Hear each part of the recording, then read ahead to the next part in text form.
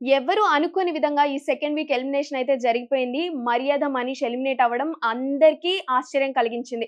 ఎవరైనా సరే ఎవరినైనా టక్కున అడిగినా కూడా జనాలు అంటే బయట చూసేవాళ్ళు, 'బిగ్ బాస్' రివ్యూస్ తీసుకునే వాళ్ళు కూడా షాక్ అయిపోయారు. ఎందుకంటే అందరూ కూడా ఫ్లోరా షైనీ పేరే చెప్పారు. కానీ అనూహ్యంగా ఈ మర్యాద మనీష్ ఫ్రేమ్‌లోకొచ్చేసాడన్నమాట. కానీ దీని వెనకాల ఏదో కుట్ర ఉన్నట్లు కూడా కనిపించింది. ఎందుకంటే అప్పటి వరకు కొంచెం యాక్టివ్‌గానే ఉన్నాడు. ఆ తర్వాత ఈ కెప్టెన్సీ కంటెండర్లు వీళ్ళందరికీ కూడా టాస్క్‌లు జరుగుతున్నప్పుడు తను కొంచెం లో అయ్యాడు. కానీ దానికే బయటకొచ్చేసాడు అంటే నమ్మబుద్ధి కావడం లేదు. అండ్ ఓటింగ్ పరంగా చూసినా కూడా అగ్ని పరీక్ష టీమ్ నుంచి ఇప్పుడు ఎవరైతే కామనర్స్‌గా వెళ్లారో వాళ్ళ టీమ్ నుంచి ఫస్ట్ కంటెండర్‌గా అతను ఉన్నాడు. అంటే మర్యాద మనీష్ ఉన్నారు. అండ్ అతనే ఇప్పుడు బయటకొచ్చేయడం నిజంగా షాకింగ్‌గానే అనిపించింది ప్రతి ఒక్కళ్ళకి కూడా. అండ్ నాకు కూడా. హలో! Welcome to Telugu 360. నేను వీణా సాధినేని.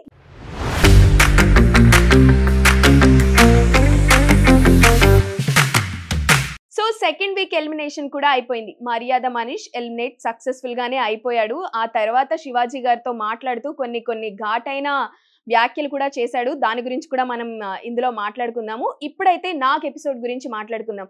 నాగ్ సార్ 2 డేస్ వచ్చిన తర్వాత ఈ 2 డేస్‌లో మామూలు క్లాస్ పీకలేదు. ప్రతి ఒక్కరికి కూడా ఎవరికి కావాల్సింది వాళ్ళకి ఇచ్చేసినట్లు అనిపించింది. ముఖ్యంగా ఈ ప్రియా అండ్ శ్రీజ ఎంత ఎక్కువగా మాట్లాడుతున్నారంటే కంటిన్యూయస్‌గా మాట్లాడుతున్నారు. మనం ఫస్ట్ వీక్‌లో కూడా చెప్పుకున్నాం. సంజన ఏదైనా మాట్లాడుతున్నప్పుడు ప్రియా లొడ ఏదో ఒక టాపిక్ నుంచి ఇంకొక టాపిక్‌కి జంప్ అవుతూ మాట్లాడుతూనే ఉంటుంది. ఏదో కంటెంట్ ఇస్తున్నాం అనుకుంటున్నారో తెలీదు. లేదంటే సబ్జెక్ట్ ఇస్తున్నాం అనుకుంటున్నారో తెలీదు. కానీ కంటిన్యూయస్‌గా అయితే ప్రియా మాట్లాడడం చూసాం. ప్రియా మాట్లాడుతున్నప్పుడు సంజన అలా మాట్లాడుతూ ఉంటే నాకు మెంటల్ ఒస్తుంది అని ఆన్ ఫేస్ చెప్పడం కూడా చూసాం. అదే విషయం ఇప్పుడు శ్రీజ విషయంలో శ్రీజ ఒకప్పుడు ఎంత అంటే ఆ అమ్మాయి నార్మల్‌గానే చాలా అరుస్తది, మాట్లాడుతది, గొడవలు పడతది. ఇదిలోనే అంటే అందరి అటెన్షన్ తన పైన ఉంచుకోవాలి అన్నప్పుడే స్టార్టింగ్ అగ్ని పరీక్ష తన ఇంట్రొడక్షన్ అప్పుడే అని చెప్పేసి అరిచి గోల చేసి అందరి అటెన్షన్‌ని గ్రాబ్ చేసేసింది. ఆ తర్వాత నిన్న జరిగిన ఎపిసోడ్‌లో అయితే నాగ్ సార్ ఒక మాట మాట్లాడుతున్నప్పుడు కానీ, ఒక ఒపీనియన్ తీసుకుంటున్నప్పుడు కానీ టింగ్ అని చెప్పేసి చెయ్యెత్తేస్తుందన్నమాట ఈ శ్రీజ. ఆ శ్రీజ చెయ్యి ఎత్తినప్పుడల్లా వ్యూవర్స్ అందరికీ కూడా కనిపిస్తుంది. అండ్ తన ఒపీనియన్ కూడా తీసుకోవాలి అన్న ఇదితో నాగ్ సార్ ఏదన్నా అడుగుతున్నప్పుడు తను కంటిన్యూయస్‌గా మాట్లాడుతున్నప్పుడు ఇంక చూసారు కోపం వచ్చి ఎందుకమ్మా పద్దాక తుత్తు తుత్తు తుత్తు అంటావు? నువ్వు మాట్లాడితే ఏదన్నా తుత్తు తుత్తు అంటావు 2 టైమ్స్ మెన్షన్ చేశారు అంటే మామూలు విషయం కాదు. నాగ్ సార్ యాక్చువల్‌గా మాట్లాడుతున్నప్పుడు చాలా పేషెన్స్‌గా వింటూ ఉంటారు. అందరితోనూ అలానే మాట్లాడారు. ప్రియా మాట్లాడుతుంది కూడా చాలా లెంగ్తీగానే మాట్లాడింది. అయినా కూడా పేషెన్స్‌తో విన్నారు. కానీ శ్రీజ గొంతు ఒక వైపు కీచ గొంతేసుకొని మాట్లాడుతూ ఉంటుంది. ఇంకొక వైపొచ్చేసి లొడ కంటిన్యూయస్‌గా మాట్లాడుతూ ఉంటుంది. సో, అందుకని వీళ్ళకి పర్టిక్యులర్‌గా ఎవరైతే టెనెంట్స్ ఉన్నారో ఇప్పుడు టెనెంట్స్ అయ్యారు కాబట్టి వాళ్ళకి కావాల్సినంత అయితే ఇచ్చేశారు. అండ్ ఈ వీక్ అంతా కూడా దీని గురించే చర్చ రాబోతున్నట్లుగా కూడా కనిపిస్తుంది. అంటే సంజన పైన ఎక్కువగా వీళ్ళందరూ గ్రడ్జ్ పెట్టుకున్నట్టు ముఖ్యంగా మాస్క్ మ్యాన్ ఈ హరిత హరీష్ అనే అతను సంజన పైన పెట్టుకున్న గ్రడ్జ్ మామూలుది కాదు. ఏదైనా మాట్లాడుతున్నప్పుడు విమెన్ గురించి ఆయన చాలా రెస్పెక్ట్‌ఫుల్‌గా మాట్లాడతారు అని ఆయన అనుకుంటున్నారు కానీ, చాలా దారుణంగా మాటలనేస్తూ ఉంటారు. ఒకవేళ ఆయన ఒక్కళ్ళే సింగిల్‌గా కూర్చున్నా కూడా దారుణంగా మాట్లాడేస్తూ ఉంటారు. ఒకవేళ ఎవరైనా పక్కన కూర్చున్నా వాళ్ళతో డిస్కస్ చేస్తూ ఉంటారు. అవన్నీ చూస్తుంటే చాలా డీగ్రేడింగ్‌గా అనిపించాయి జనాలందరికీ కూడా. అదే విషయాన్ని శ్రీజ చెప్తున్నప్పుడు ఆయన తీసుకోలేకపోయినట్లు కూడా మనకు కనిపించింది. అండ్ శ్రీజ పైన ఈరోజు ప్రోమో కూడా వచ్చింది. శ్రీజ నామినేషన్స్‌కి సంబంధించి ప్రోమో వచ్చింది కదా! ఆ ప్రోమోలో ఎలా ఉంది అంటే ఒకళ్ళకి సంబంధం లేకోకుండా కట్ చేశారు ప్రోమో అని అయితే నాకనిపించింది. ఎందుకంటే శ్రీజ ఒక పాయింట్ మాట్లాడుతుంది. హరీష్ అనే అతను ఇంకొక పాయింట్ మాట్లాడుతున్నారు. ఈ పాయింట్ కోజాయింట్ అయ్యే విధంగా ప్రోమో కట్ చేశారు అని నాకర్థమైంది. సో, మీరు చూస్తున్నారు కాబట్టి మీకెలా అర్థమైందో మీరు నాకు కామెంట్ సెక్షన్‌లో చెప్పండి. ఇంకా ఒక్కొక్కళ్ళ గురించి మాట్లాడుకుంటే సుమన్ శెట్టి గ్రాఫ్ అయితే ఇట్లా లేచిపోయింది.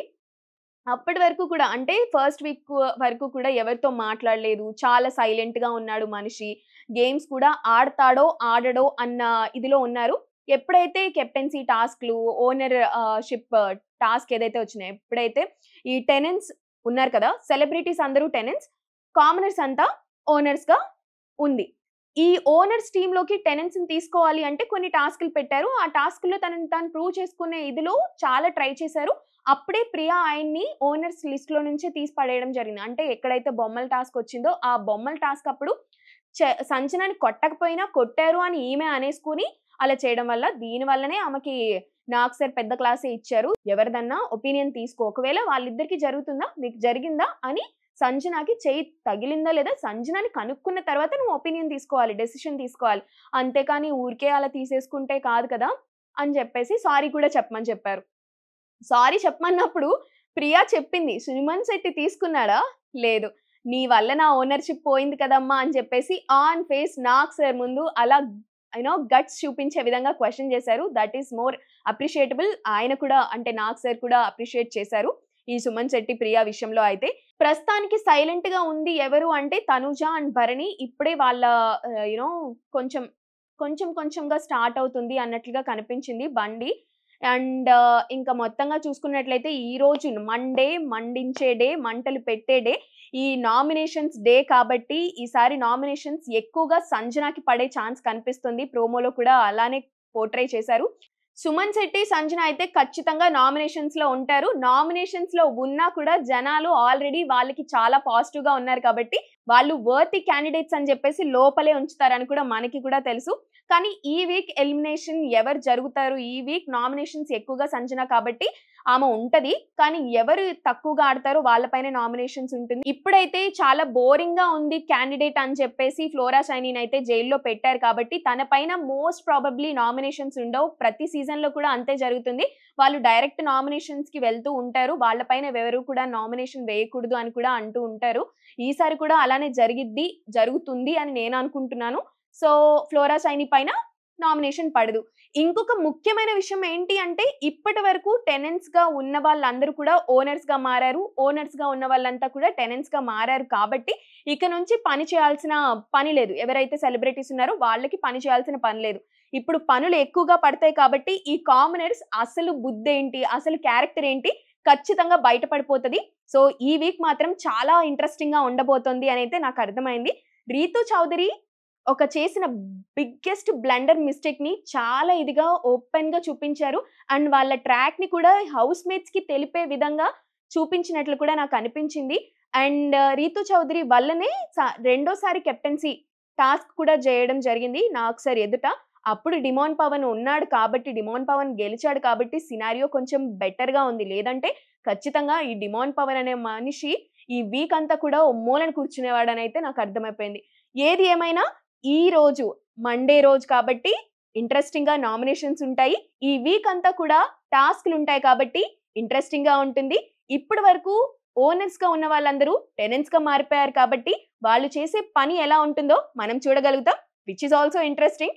సో ఈ ఇంట్రెస్టింగ్ వీక్ కోసం, ఇంట్రెస్టింగ్ అప్డేట్స్ కోసం చూస్తూనే ఉండండి తెలుగు 360.